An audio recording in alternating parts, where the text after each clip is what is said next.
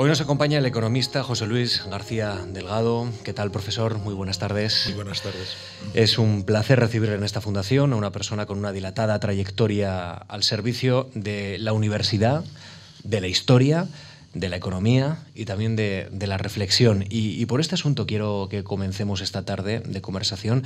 Señor García Delgado, le leo frecuentemente en prensa algunos artículos que está publicando, artículos razonados, articulados, muy moderados siempre, pero le noto preocupado con la situación del país, con el entorno, por cómo va. ¿Es verdad o no? ¿O esta sensación no es del todo correcta? Más que preocupado, ocupado. Yo soy, aunque solo sea por razones generacionales, por la hornada generacional a la que pertenezco, yo tengo una mirada esperanzada, tengo una mirada, iba a decir optimista, pero optimista es un término que lo tenemos un poquito depreciado, ¿no? Yo tengo que ser optimista porque he visto cómo el país ha ido superando, España ha ido superando en diversos momentos situaciones difíciles, situaciones complicadas, dificultades a veces muy importantes.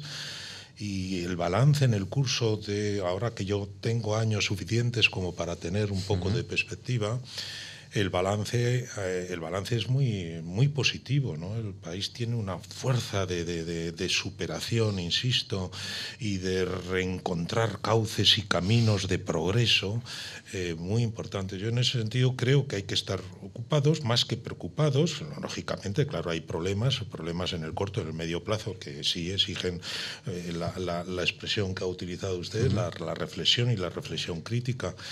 Pero preocupado sí, con tal de que no se entienda que preocupado es pesimista suscribir o derrotista, opiniones, ¿no? Pesimistas, Claro. agoreras, etcétera, ¿no? Sí.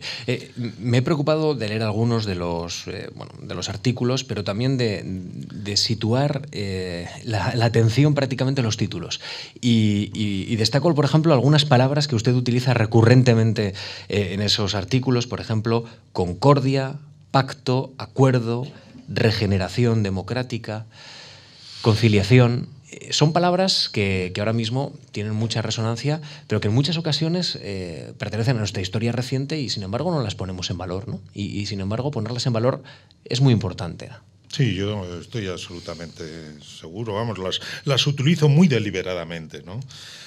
Yo creo que lo mejor que le ha ocurrido a España en el curso del tiempo en el que yo he podido ser testigo y he podido participar en la historia colectiva de nuestro país, lo mejor que le ha ocurrido a España ha sido que veníamos de una historia muy de desencuentros, muy de enfrentamientos, y hemos hecho un país en donde nos sentimos más cómodos unos con otros, hemos aprendido a convivir, hemos aprendido a asumir las diferencias, a respetar las diferencias y a encontrar fórmulas de coincidencia y fórmulas que nos han hecho sumar esfuerzos y con esa suma de esfuerzos pues ir consiguiendo metas cada vez más importantes, ¿no? Yo creo que eso es lo mejor y por tanto todo lo que sea, insisto, suscribir y repetir pacto, acuerdo, negociación. Aparte de que, claro, pensando en el momento presente, no tenemos otros remedios desde el punto de vista de la escena pública, del escenario público. Los españoles libremente nos hemos decantado en las urnas por una composición de fuerzas en nuestras cámaras de representantes que obligan a la negociación exhaustivamente, a la búsqueda de acuerdos, a la búsqueda y, por tanto, a la posible consecución de pactos, ¿no? Y lo bueno de estas palabras es que son permanentes, o sea, que quiere decirte que son elementos esenciales de una sociedad. Claro, la vida en sociedad es una vida de asumir las diferencias sería muy aburrida una sociedad de gentes iguales, ¿no? Y monocorde, ¿no? Entonces es la diferencia riqueza con tal de que se sepa asumir y que se sepa respetar y que se sepa obtener del que es diferente aquello que nos puede complementar y que nos puede hacer a nosotros más, puede hacer nuestra vida más rica, ¿no? Profesor, usted ahora mismo dice que está ocupado por la situación del país y está ocupado porque, entre otras cosas, preside el Círculo Cívico de Opinión, que es una iniciativa muy interesante de la sociedad civil, entre otras cuestiones porque recoge a notables que reflexionan sobre lo que ocurre en nuestra sociedad desde ámbitos muy diferentes y también desde ideologías muy plurales. Es decir, el círculo cívico es un elemento plural, reflexivo de nuestra sociedad. Qué bonitas estas dos palabras, círculo, ¿no?, que encierra la totalidad, y cívico, que este es otro de los valores que tampoco estamos poniendo muy en alza en los últimos años en nuestro país, y sin embargo toda esta transición democrática es cívica y esto no se nos puede olvidar, ¿no? El nombre está escogido, no es casual, le dimos vueltas cuando una serie de profesionales, usted utiliza el término notables, yo no me atrevería a decir tanto, es verdad, ciudadanos, profesionales, en diversos campos de la actividad, esto que coincidíamos en que tal vez, además de hacer nuestro trabajo lo mejor que sabíamos, cada uno en nuestro respectivo ámbito, pues el país, en el momento en que lo creamos, que era en el curso del año 2011, en el otoño del 2011, en un momento especialmente, digamos, un momento especialmente delicado en el país desde un punto de vista económico, desde luego, pero también, digamos, un deterioro del escenario público, etcétera, final de una legislatura, en la antesala de lo que iba a ser la última de las la última legislatura, la anterior legislatura, la que ha tenido como presidente a Mariano Rajoy. Esto en aquel momento era un momento muy delicado del país, ¿no? Estábamos al borde del rescate, la política económica había tenido que dar un giro de 180 grados sin previa explicación, sin previa pedagogía social, y un momento de desconcierto, ¿no? Veníamos de un ciclo económico de 14 años, que casi había durado 14 años, nos habíamos acostumbrado que cada año iba a ser mejor que el anterior y que el horizonte de prosperidad era ilimitado, ¿no? Entonces el cambio fue muy brusco y un momento efectivamente de titubeo en el conjunto de la sociedad española, y en ese momento una serie de profesionales, enlazo con lo que decíamos antes, decidimos, hombre, hay que arrimar el hombro, diciéndolo coloquialmente, hay que arrimar el hombro un poco más, además de cada uno hacer nuestro trabajo lo mejor que sepamos en nuestro ámbito, vamos a arrimar el hombro, y ahí pues reunimos a una serie de gentes que van desde profesionales de la arquitectura y de la abogacía, o de la economía y del mundo de la investigación científica, don Luis Oro, que por aquí ha pasado precisamente, y con ayuda de algunas empresas creamos el círculo, el nombre es deliberado, círculo, efectivamente, es muy deliberativo, es un foro muy deliberativo, no sacamos ningún pronunciamiento, no hacemos ningún pronunciamiento sobre ningún problema que no haya sido objeto de discusión y de deliberación propiamente dicha por parte de todos los miembros del círculo, ¿no? Y círculo cívico porque es una emanación de la sociedad civil, ¿no? Yo creo que eso, perdón, y me alargo un poco, yo creo que es de las cosas más mejores, ¿no?, más halagüeñas, más esperanzadoras que está ocurriendo en nuestra España, en la España de nuestros días, es que la crisis, que ha tenido efectos muy severos, no ha dejado a la sociedad española noqueada, un poco inerte, sin saber qué hacer. Antes, al contrario, yo creo que la crisis ha servido un poco de acicate, de revulsivo, ¿no?, para crear foros, plataformas, círculos, para multiplicar el asociacionismo dentro de nuestros, de unos u otros ámbitos. Y es una sociedad muy viva, yo creo, la sociedad española, que frente a la crisis le ha puesto cara, ha afrontado, la ha encarado, ¿no? Y entonces, bueno, el círculo cívico es una emanación más, hubo un momento, tal vez ahora ya no, pero año 11, 12, 13, en que cada mes aparecía una plataforma, plataforma, un foro, Sí, sí. que más o menos con unos u otros nombres parecidos que trataban de aportar cada uno su punto, digamos, su grano de arena a la reflexión colectiva y desde la perspectiva de que el país había que afrontar la crisis y que el país no se nos podía ir por la alcantarilla, como digo a veces coloquialmente, y que había que poner en valor el patrimonio de energías, de capacidades, de talentos que tiene este país, que cuando lo demuestra tiene un patrimonio sobrado y digamos, un patrimonio importante de eso, de talento, creatividad, esfuerzo. Y qué importante es hacerlo con una opinión articulada. Ahora que a veces en los medios de comunicación las opiniones no suelen ser muy articuladas, o opina el que primero puede, qué importante también es poner en circulación opiniones razonables, razonadas, sensatas, moderadas y constructivas.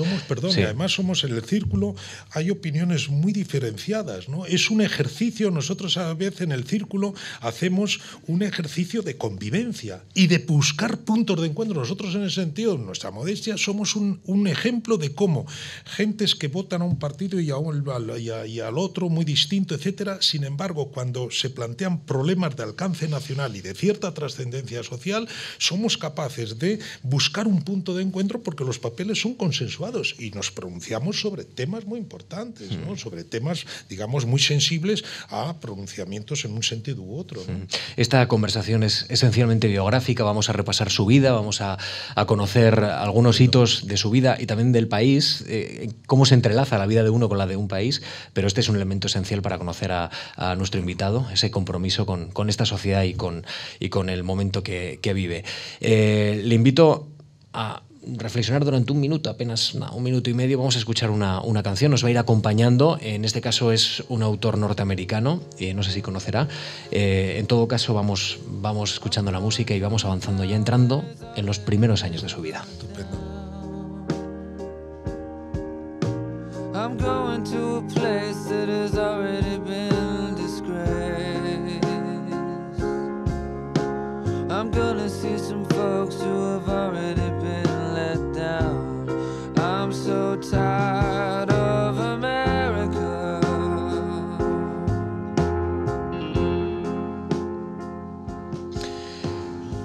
La música de Rufus Wainwright. Nace en Madrid en 1944, señor García Delgado, es catedrático de Economía Aplicada en la Universidad Complutense de Madrid, titular de la cátedra La Caixa, Economía y Sociedad. Desde 2001 es académico de número de la Real Academia de Ciencias Morales y Políticas, rector de la Universidad Internacional Menéndez Pelayo desde el año 1995 a 2005.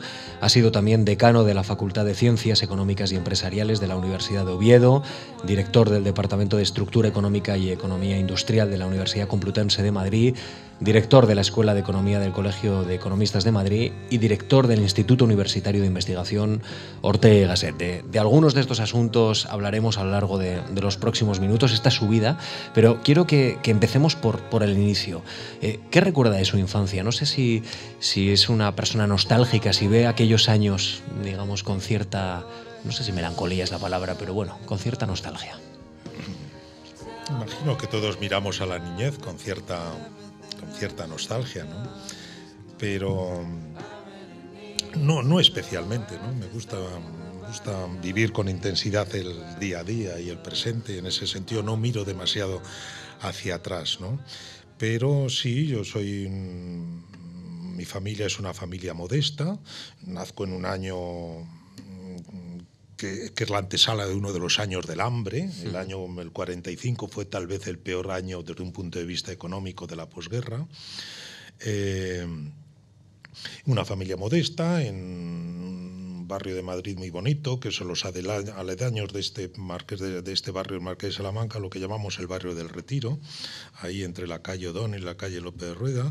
Mi familia forma parte, claro, de la historia del siglo XX de tantos españoles, una familia de inmigrantes que vienen de sus lugares de origen, del campo. Que en el caso de mis padres vienen de los aledaños, de Molina de Aragón, que es una España paisajísticamente que tiene cierta fuerza, pero muy pobre, cereal de secano, unos medios de vida muy reducidos, ¿no? de dos pueblecitos en torno de Molina de Aragón, ¿no? Mi madre, por una parte mi madre, de mi padre. Mi padre se hace maestro, huyendo digamos, de las condiciones que tiene allí. Entonces es el que primero viene a la ciudad, y mi madre, pues con razón del matrimonio, se viene aquí, ahí empieza la vida de ellos, ¿no? Porque no nos podemos imaginar que las condiciones de vida del campo, de la zona de Molina, respecto todavía, a estas, claro, todavía mi padre inmejorables, me lleva, ¿no? La cuando ciudad. tengo 7 o 8 años, me lleva a su pueblo, a Molina, Molina, Rueda de la Sierra, esto que está a 8 o 10 kilómetros de Molina, una pedanía, y bueno, yo todavía veo allí modos de vida y de actividad propios de siglos, vamos, prácticas seculares que no habían cambiado, ¿no? Después, cuando he estudiado unos y otros pormenores, te das cuenta, el arado romano, pero romano, tirado por caballería, los apriscos habían construido posiblemente 2 y 3 siglos antes, donde se guardaban en las noches de frío a las ovejas, el trueque, apenas había dinero, las mercancías eran reducidas, la diversificación de mercancías era reducidísima, se araba, ya hemos dicho, se segaba a mano y se trillaba en aquellas eras, poniendo la mies extendida y con la caballería el trillo. Ese trillo sí que era romano, vamos, era de épocas antiquísimas. Yo eso lo he visto de niño, ¿no? No había luz. Eso no le iba a había agua preguntar. corriente. ¿Cómo recuerda usted de niño Estamos esa del imagen? 51, 52. Claro, no tener luz, el frío muy intenso del invierno en esa zona, Bueno, muy, sí, muy frío. Molina de Aragón son la mayor diferencia térmica que hay en España entre la máxima en verano y la mínima en invierno, ¿no? Claro. ¿Cómo recuerda, digamos, esos elementos tan definitorios de la vida allí, sin luz, me imagino, con velas? ¿Cómo se movían por la casa? No había agua, entonces la diversión del niño es que te mandaran tus tíos, era la casa de mis tíos, mi padre ya estaba establecido en Madrid, allí quedaban a sus hermanos, venga, te dejamos ir con un cántaro a la fuente, ¿no? Entonces yo acompañado, ¿no? Había que ir a la fuente a coger, a tomar agua para los usos diarios, ¿no? Y después Ludio, me acuerdo la imagen de niño con 7 o 8 años de que cuando te ibas por la noche a la habitación te daban un candil, cada miembro de la familia llevaba su candil, claro, para recorrer los pasillos en las escaleras correspondientes, llegar a la habitación, aquella imagen, ¿no? Con la sombra proyectándose sobre la pared, como si fuera el expresionismo alemán, ¿no? Después, ¿no? El cine. Sí. Entonces, era esa España, yo la he conocido con 7, 8, 9 años, estamos hablando del 51, 52, 53, posiblemente el agua corriente llegaría a final de los 50, la luz un poquito antes, pero bueno, eso lo he conocido yo en el curso de mi vida, ¿no? Y por tanto, yo vuelvo a lo que decía al principio, ¿cómo no voy a ser optimista? Las gentes de mi edad, ¿cómo no vamos a ser optimistas con todos los problemas que vamos teniendo y que el día a día nos depara, ¿no? Pero ¿cómo no vamos a ser optimistas entre el país en el que partíamos y en el país que hemos visto en el curso de nuestra vida, ¿no? Aquella España un poco encerrada sobre sí misma, pobretona, ¿no?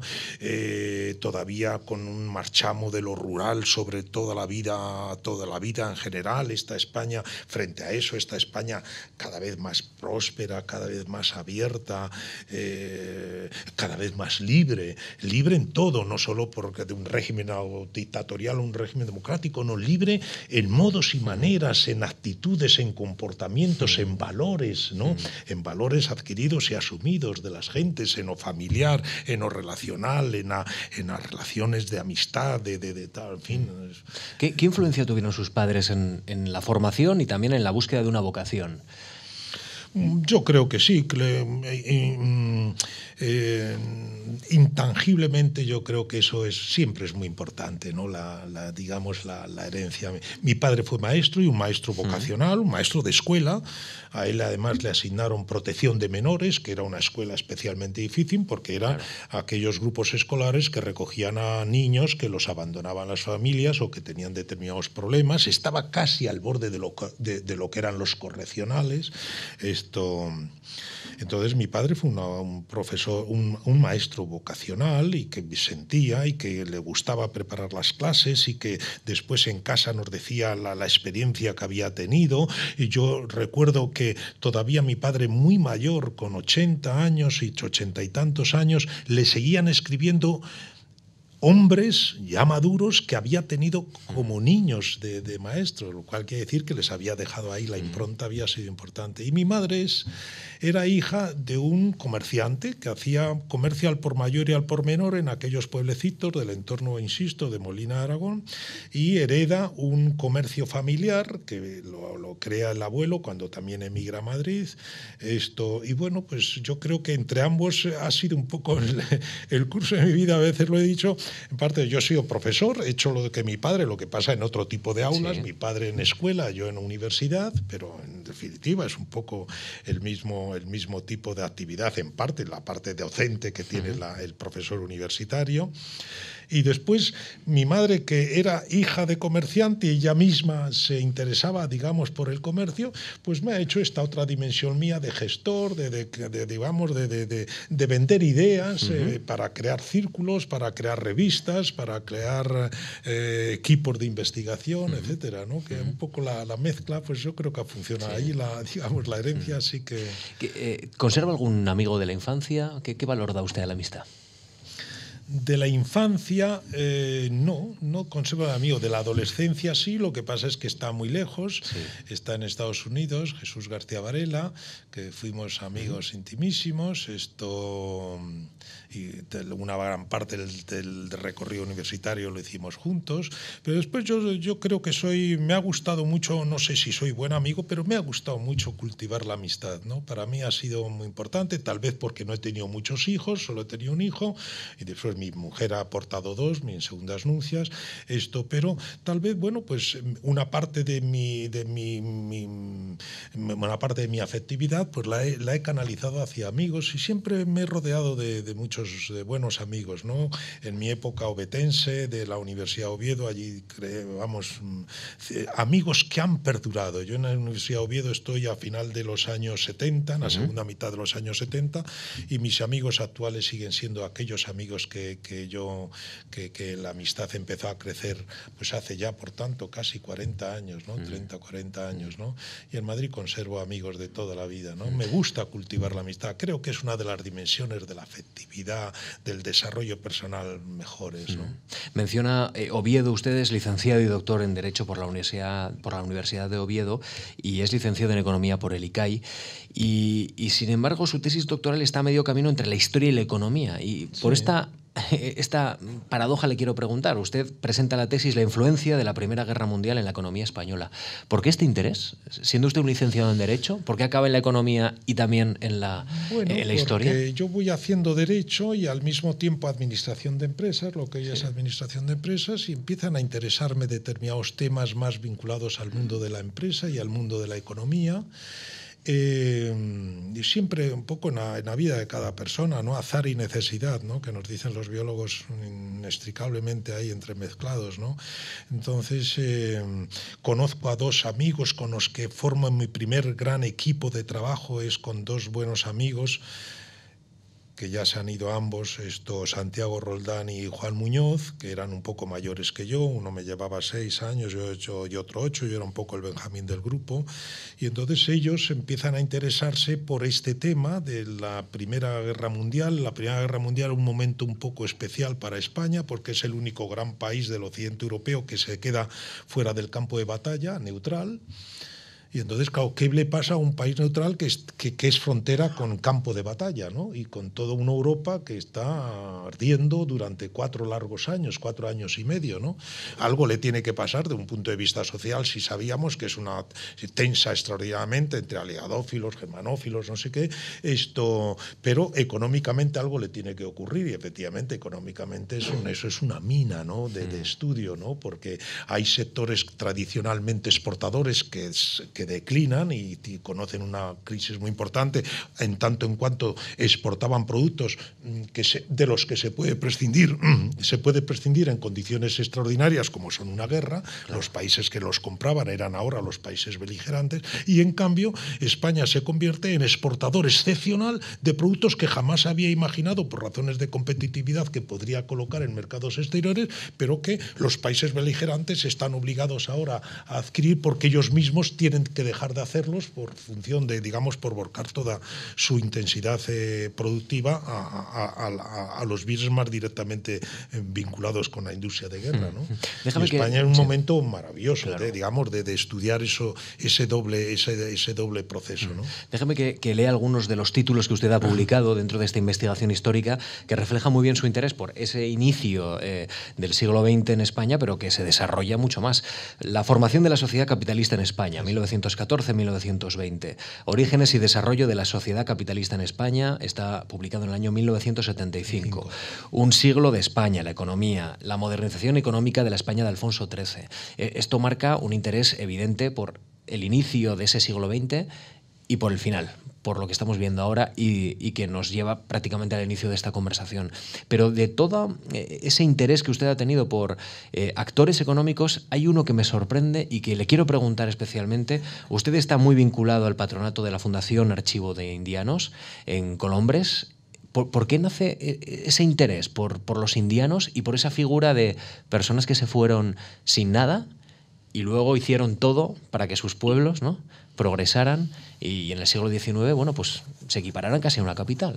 Es un fenómeno muy interesante, sí, y quiero saber por qué llega usted ahí. Sí, está vinculado a mi presencia en el mundo asturiano, ¿no? Yo suelo decir que yo llegué a Asturias por razón del destino como profesor. La cátedra, salió una cátedra, un cuerpo nacional, y entonces salían muy cuentagoteadas las plazas, y se creó una nueva universidad, una nueva facultad, de Ciencias Económicas Empresariales en Oviedo, y una de las primeras cátedras, tal vez la primera que se crea, es la de mi especialidad, y entonces yo acabo de sacar la oposición entonces era, me parece, de profesor agregado, que te permitía el acceso directo a la cátedra, y no lo pensé. Bueno, yo había terminado allí la carrera, ya tenía amigos, ya conocía el mundo asturiano, que es un mundo muy acogedor, muy abierto, de mucha calidad personal. Y entonces ya no lo pensé. Digo, bueno, mientras pueda, si algún día puedo volver al lugar de origen, que yo me había formado 8 o 10 años en la Complutense, bien, pero mientras tanto Oviedo es un destino magnífico. Había otros destinos, porque salían 3 o 4 cátedras al mismo tiempo, ¿no? Pero yo elegí Oviedo, podía elegir porque tenía el mejor número en la oposición correspondiente, y elegí Oviedo. Entonces, los indianos, la emigración nace de ahí, ¿no? Porque yo ya nunca me he ido. Yo llegué a Oviedo en el año 76 y nunca me he ido de Asturias, ¿no? Afortunadamente, después, a través de unas u otras fundaciones, he sido vinculado y unas otras actividades al mundo asturiano, ¿no?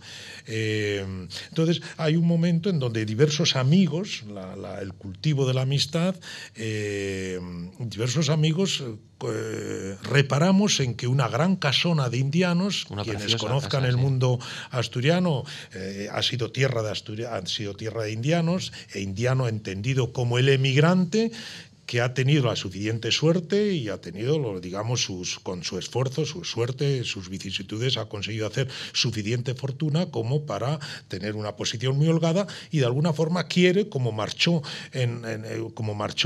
digamos, buscando alternativas de vida y trabajo para algunas que no eran satisfactorias, vuelve al lugar de origen y quiere mostrar de alguna forma la prosperidad adquirida, ¿no? Y entonces, pues eso, que desde permitir la construcción de escuelas o de otros equipamientos recreativos, deportivos, escolares, etcétera, o hasta hacerse una gran mansión que ponga de manifiesto: me fui de esta casina, como dirían en Asturias, tan humilde, y ahora me permito esto. Hay una casona, hay un palacio, casona de indiano, Íñigo Noriega, en uno de los pueblecitos asturianos, una de las villas asturianas más hermosas del oriente asturiano, muy pegada ya al al límite con Cantabria, en Colombres, villa con mucha tradición de emigración, de la emigración a la América hispana, que se está viniendo abajo. Es una de las más representativas de esa arquitectura indiana, que por otra parte es muy interesante porque es una arquitectura muy híbrida, ¿no? Donde se mezclan muchos estilos de allí, estilos de aquí, como son casas de finales de, casi todas ellas finales del siglo XIX, comienzo del XX, hay componentes modernistas que las embellecen mucho en algunas ocasiones. Es una gran casona, una de las más bonitas, que se está cayendo, entonces, porque está abandonada. La familia originaria, la de Íñigo Noriega, la había abandonado, y aquello fue, pues, en ocasiones hospital de sangre, en ocasiones centro para la sección femenina durante los años 60, y hay un momento en donde se abandona y aquello se está viniendo abajo, ¿no? Hay que hacer algo, y lo ponemos en conocimiento del Principado de Asturias. El Principado de Asturias afortunadamente reacciona y dice, bueno, ¿qué se puede hacer aquí? Y empezamos a darle vueltas, y bueno, ya hay un archivo de Indias. Sí. Hagamos aquí un archivo de indianos, un archivo para recoger la memoria de algunos de los indianos, pero sobre todo una región tan emigrante como Asturias. Ha habido momentos de la Asturias contemporánea donde ha habido más asturianos fuera de Asturias que dentro de Asturias. Una región muy emigrante, como lo ha sido Galicia, o lo ha sido Canarias y otras regiones españolas. Entonces, bueno, hagamos un archivo, hagamos un lugar para el estudio de la emigración. ¿Y cómo lo llamamos? Hombre, como es una casona de indianos, Archivo de Indianos. Es un nombre equívoco. Después estamos en proceso precisamente ahora de cambiarlo, ¿no?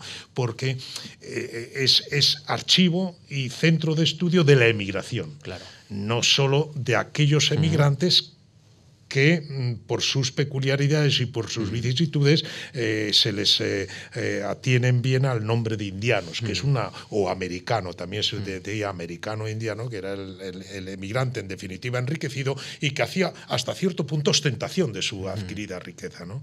¿No? Tenemos allí más de 70.000 familias ya inventariadas, de otras tantas emigrantes. Tenemos un fondo documental muy importante. Hemos convertido el centro de estudio también en museo para mostrar pedagógicamente lo que ha sido la emigración. Tenemos un número de visitas anualmente del orden de 14.000 visitas anuales. Importante. Centros escolares que vienen a visitarlo, que eso es muy importante, hacer pedagogía social también en ese sentido, ¿no? Que los niños de hoy, los escolares de hoy, sepan que sus mayores, en una u otro peldaño generacional, tuvieron que buscarse la vida fuera y tuvieron que encontrar vida, y por tanto que sean también en ese sentido más receptivos, más sensibles, más comprensivos de hoy España es un país de inmigración, lo ha sido hasta hace nada. Esto, bueno, les hará más comprensivos de lo que es el fenómeno migratorio, ¿no? Luego, al final de la conversación, volveremos a hablar del español y de América, también otra de sus especialidades en esta recta final digamos, en estos últimos años. Antes de nada, y antes de entrar en cómo llegamos a 1973, al 30 de marzo de 1973, que es cuando usted solicita a la Fundación Juan Marc una beca de estudio de 2 años, vamos a escuchar otro tema musical, si le parece, y pasamos página a otra de las etapas de su vida.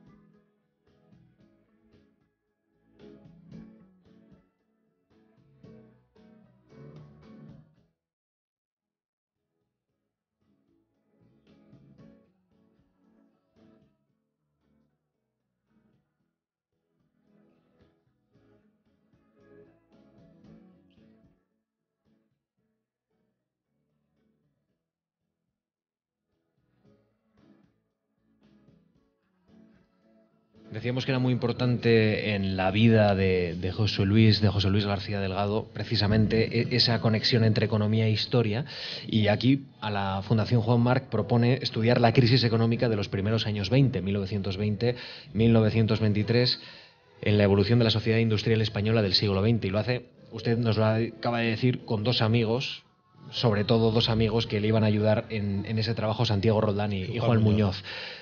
¿Qué esperaba conseguir con este trabajo cuando usted en el 73, jovencito, llamó a las puertas de esta fundación? Bueno, me alegro que salga el tema, pues yo tengo muy a gala, ¿no? Y de haber sido becario de esta casa, ¿no? Y después, afortunadamente, también colaborador, ¿no? Es una de las piezas, déjenme decirlo, una de las piezas fundamentales de lo que es la historia intelectual y la historia intelectual, iba a decir cultural, la historia intelectual de este país, de España, del siglo XX, no se puede entender sin la historia de la propia Fundación Juan Marc. En ese sentido, una de las instituciones absolutamente exitosas, porque han cumplido holgadamente sus objetivos fundacionales y continuamente se están recreando y están aportándole nueva savia. Bueno, el trabajo a la Fundación Marc, habíamos trabajado conjuntamente, porque de allí salieron 3 tesis, no una. Salieron 3 tesis, éramos 3 amigos, empezamos a trabajar eso, la influencia de la Primera Guerra Mundial sobre la economía española. Llegamos hasta el 20, que era un poco cuando culminaba el ciclo, aquel ciclo que se abre en el verano del 14, cuando empieza la Primera Guerra Mundial. Y entonces había sido un trabajo que lo habíamos visto que era realmente estaba lleno de posibilidades y de caminos a recorrer. Había tenido muy buena aceptación la presentación que habíamos hecho en unos u otros foros académicos de la tesis doctoral. Estaba en curso de publicarse ya los trabajos correspondientes y pensamos, bueno, se puede prolongar perfectamente porque el ciclo, que en parte termina el 20, pero enlaza con otro interesantísimo, que es el que va a llevar hasta el mundo de la dictadura de Primo de Rivera. La dictadura de Primo de Rivera, los años de la dictadura de Primo de Rivera, septiembre del 23 hasta enero del 30, bueno, hasta el comienzo de los años 30, esto había sido objeto de estudios por unos u otros autores. Sobre todo por Juan Velarde, ¿no? Juan Velarde, que era el profesor con el que nosotros trabajábamos. Claro, Juan era Velarde nuestro director de tesis. Fue becario también de la Fundación y ese fue el trabajo que solicitó a la Fundación Marc.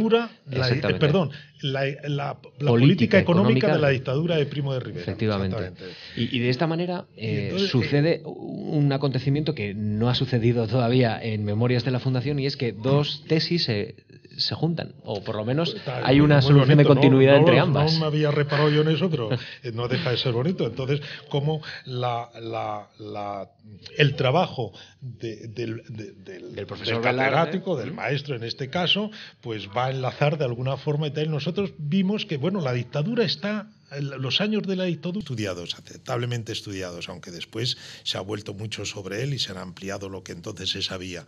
Y digamos, hasta el 20, desde el 14, prácticamente desde comienzos del siglo, porque empezábamos, digamos, el pequeño para llegar al 14, qué base teníamos, arrancábamos prácticamente desde comienzos del siglo XX, pero entonces nos quedaba ese hueco hasta el año 23, que tendría que ser muy interesante, porque son los años en donde el régimen de la Restauración trata de, digamos, no perder las riendas de la situación y tratar de prolongar, vamos, de dotarse de cierta continuidad que se trunca con el golpe de septiembre del 23, ¿no? Entonces, ¿qué pasa en esos años? La economía va a influir de alguna forma en la interrupción de interrupción de lo que es la Constitución del 76, en la estabilidad, vamos, en lo que es el marco institucional, el marco constitucional. Influye la economía en el golpe del 23, en definitiva. Se aprovecha lo que se ha acumulado, el capital que se ha acumulado con motivo, por razón de esas circunstancias excepcionales que vive la economía española durante la Primera Guerra Mundial, que es años de unas fortunas extraordinarias, porque, como decía antes, se exportan productos que parecía imposible de exportar y se exportan a un precio magnífico, porque algunos de esos productos los países beligerantes o terceros países no pueden dejar de adquirirlos, ¿no? Entonces, el capital entonces acumulado se vierte de alguna forma, se reequipa la industria española, una parte de esa acumulación de capital se invierte productivamente. Era muy interesante estudiar eso. Entonces lo presentamos la memoria y para nuestra fortuna pues fue aceptada y sus palabras denotan nos permitió enlazar, sí, ¿no? Sus palabras denotan hasta cierta ilusión, ¿eh? Da gusto escuchar de qué manera usted rememora pues casi 40 años, lo que sucedió hace 40 años, un proyecto en el que usted era muy joven, también el resto de sus compañeros, sus 2 compañeros, y tenían toda una vida por delante. y tenían que también un oficio, digamos, de investigador. Y a mí en este punto me gusta, por ejemplo, algo que he leído en su expediente. Estudia la Ley de Ordenación Bancaria de 1921. Para esto se desplaza al Congreso para estudiar los diarios de sesiones. Visita la Biblioteca Nacional, el Ateneo de Madrid, la Biblioteca de las Cortes. La hemeroteca, que entonces era fantástica, claro. La Hemeroteca Nacional. Ahora todo está en un clic.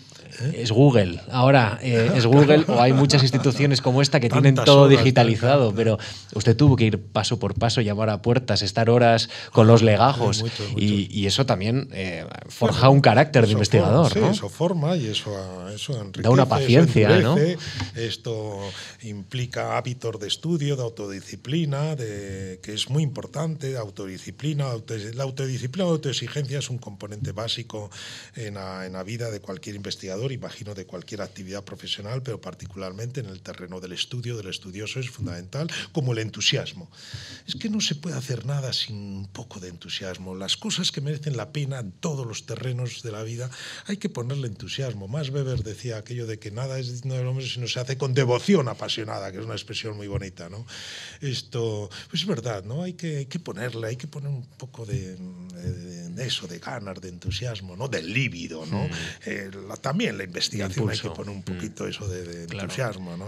Sí, sí. Y yo sí he tenido la suerte de que he ido haciendo trabajos también en los de gestión. La gestión también exige eso, un poco de entusiasmo, porque la gestión supone siempre aglutinar voluntades y convencer a otros. Y eso no sé, y eso saber se hace liderar, mejor, ¿no? si uno transmite entusiasmo, convicción. Claro. El entusiasmo forma parte de las convicciones. Uno está convencido que lo que hace merece la pena, eso se transmite al interlocutor y facilita y abre más fácilmente puertas y allega más fácilmente recursos, ¿no? Ahora le voy a preguntar precisamente por la Universidad Internacional Menéndez Pelayo, pero antes un elemento más que rebuscando en su biografía me ha llamado la atención.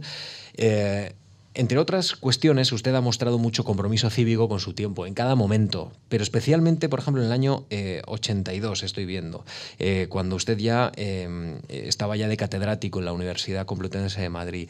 Muestra, por ejemplo, su compromiso participando en el impulso de la Biblioteca Espasa de Economía, más tarde en la Biblioteca de Economía y Empresa en la editorial Thomson Kivitas. La verdad es que hoy que el acceso a la cultura es tan fácil, usted en aquel momento tuvo claro que en 1980, vamos a ver, en esa década, había que poner al acceso de un nuevo país que accedía a la libertad también clásicos, manuales, la forma de que los jóvenes obtuvieran a precios razonables importantes monografías, ¿no? Del saber económico y también de la ciencia económica. Y eso también es importante. Sí, me ha gustado siempre, me he movido siempre en el mundo de los libros, ¿no? Y me ha gustado colaborar, participar en labores de edición y he tenido la suerte de que se me han hecho encargos. Uno me vino de la mano indirectamente de Luis Ángel Rojo, otra persona vinculada, como no, a esta casa, la Fundación Juan March. En el caso de la Biblioteca de Economía y Empresa de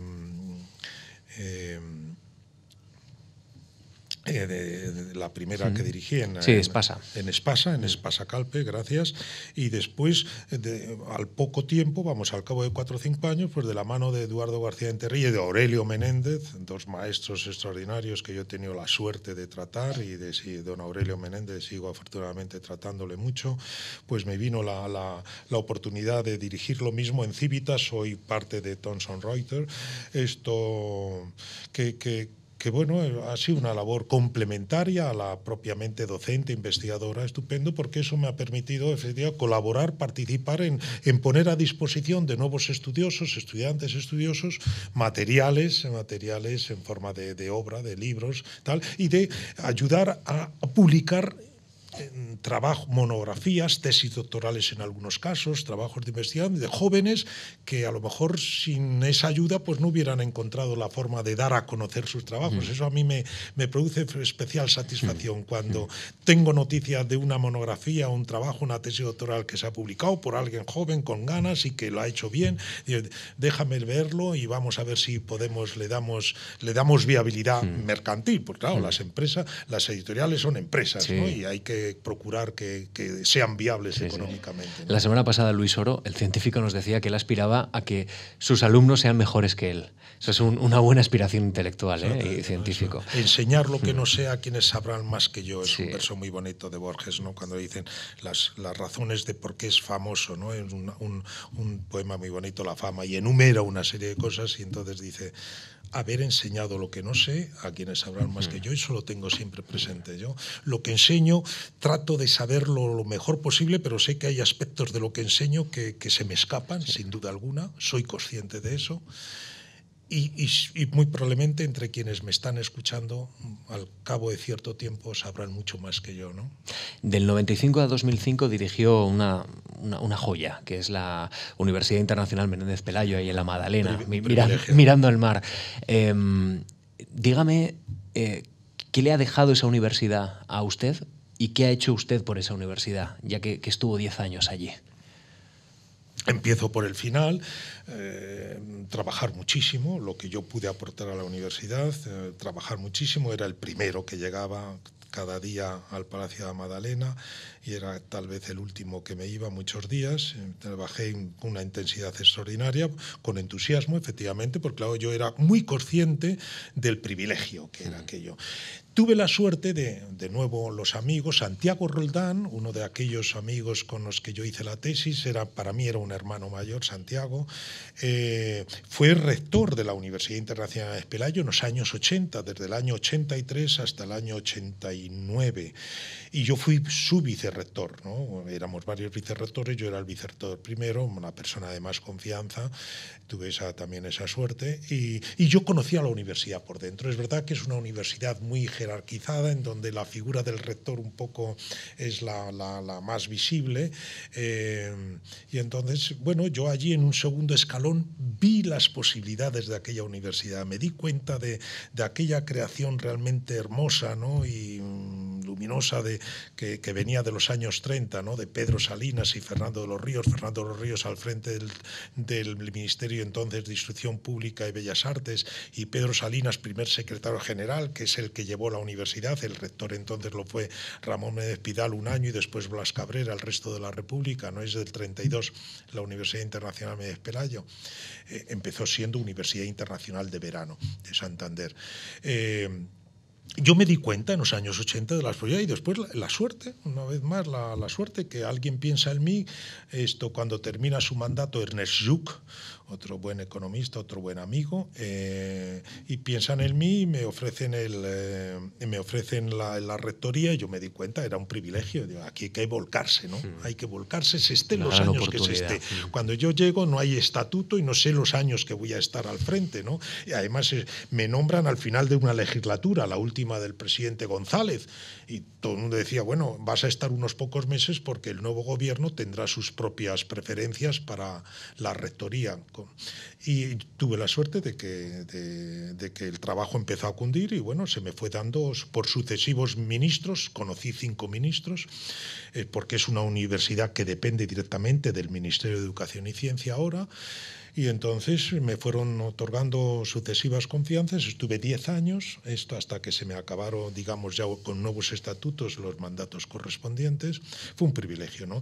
¿Qué es lo que me ha aportado a mí la universidad? Yo he aportado algo de trabajo, lo mejor que he sabido hacer. ¿Qué es lo mejor que me ha aportado? ¿Qué es lo que me ha aportado? Bueno, una amplitud de intereses intelectuales extraordinarios. Yo desde temprana hora siempre tuve un horizonte de intereses relativamente amplio, pero claro, nunca pensé que iba a ser capaz o que iba a tener la posibilidad de saber por dónde avanzaba la física y por dónde avanzaba la biología molecular y por dónde avanzaba la química, en contacto durante semanas enteras de convivencia y entrar en sus clases de Luis Oro, de José Barluenga, por dónde iba a avanzar la lingüística y por dónde iba a avanzar la historia, que no era la mía, que no la historia económica, sin la otra historia, la historia general, o por dónde iban a avanzar las humanidades de la mano de don Francisco Rodríguez Ardados o de Emilio Alarcos o de tantos otros, ¿no?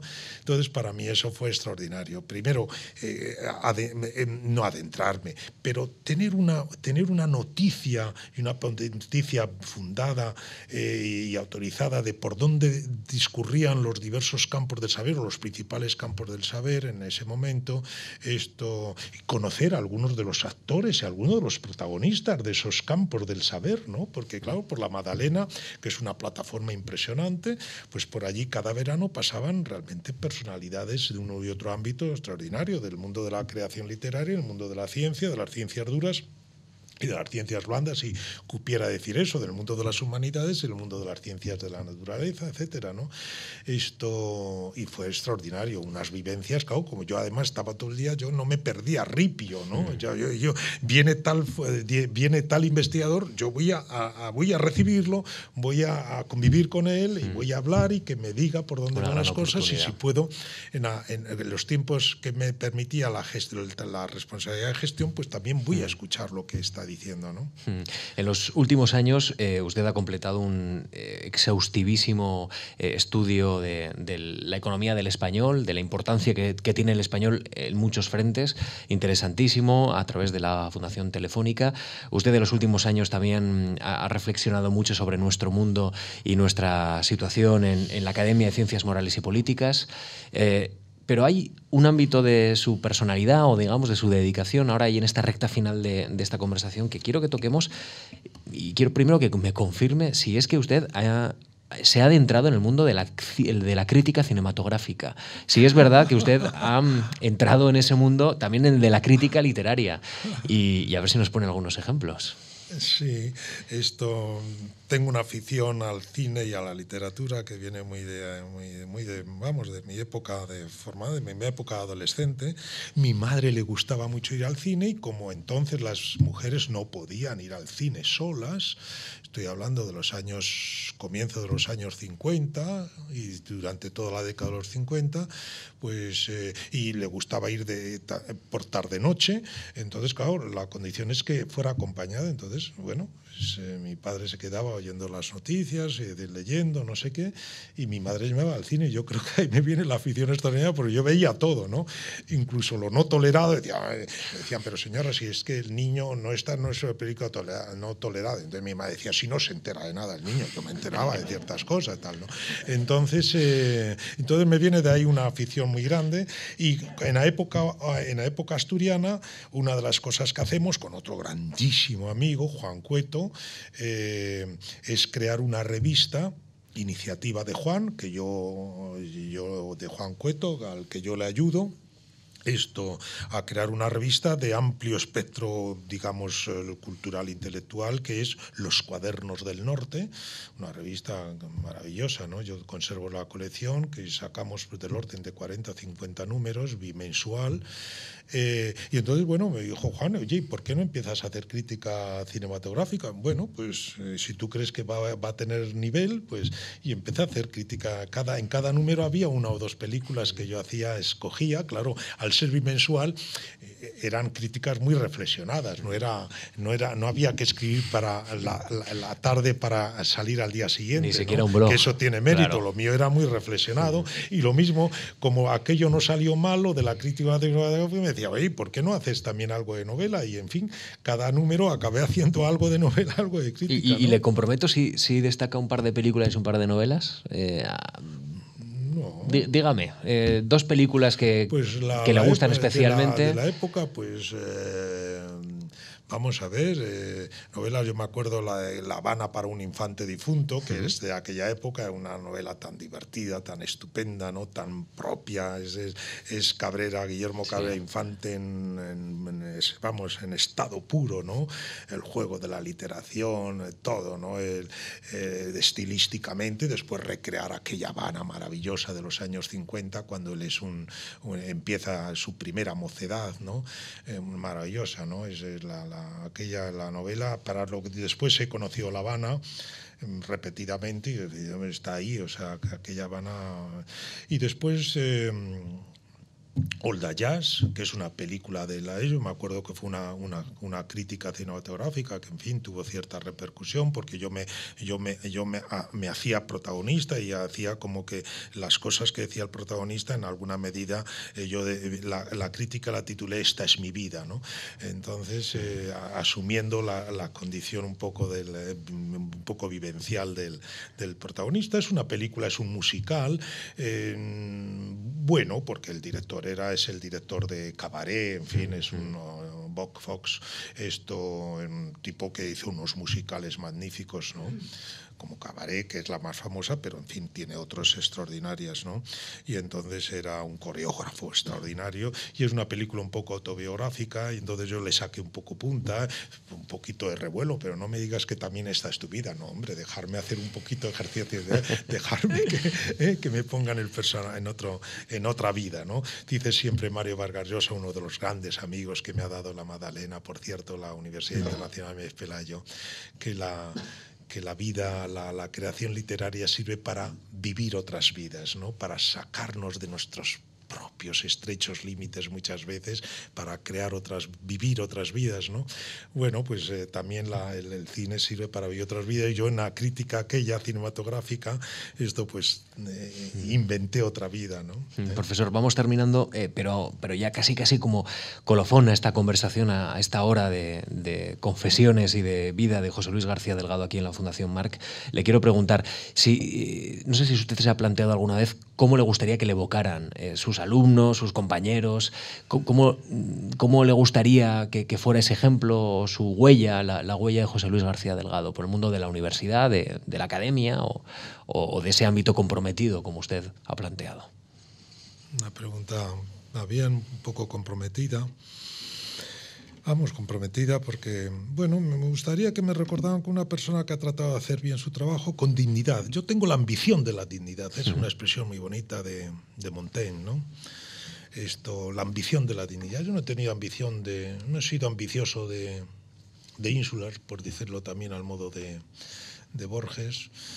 He tratado de vivir con dignidad, la dignidad material, hombre, vivir decorosamente y con dignidad material, pero con dignidad espiritual también, si vale la expresión, que vale. Entonces, ¿qué quiere decir moral? Entonces, bueno, me gustaría tener que se me recordara un hombre que tuvo la ambición de la dignidad, ¿no? En su trabajo como profesor me lo he tomado muy en serio. Yo como profesor he sido creo una persona muy seria, he preparado las clases, he atendido a los alumnos, nunca he faltado. La docencia me ha parecido tan digna como la investigación, y la gestión tan digna como la investigación y como la docencia. He tratado de ser buen amigo, como decía, y de ser solidario, ¿no? Y de ser comprometido con mi tiempo y con mis gentes, ¿no? Y es un excelente conversador, como hoy ha demostrado aquí en esta sesión en Memorias de la Fundación. Ha sido un placer conocerle, José Luis. Gracias de verdad por haberse acercado y gracias también a todos ustedes por venir a la Fundación Marc a escuchar a este nuevo invitado.